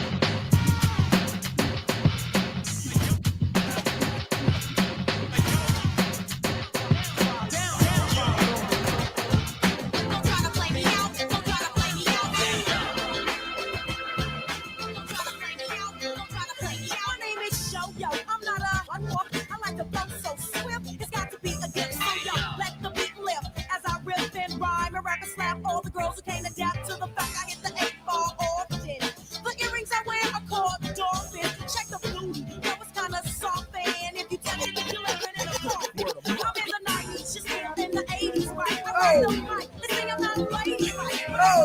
But we don't put a stop though. The girls suck, doesn't even hit the box, so what you wanna do?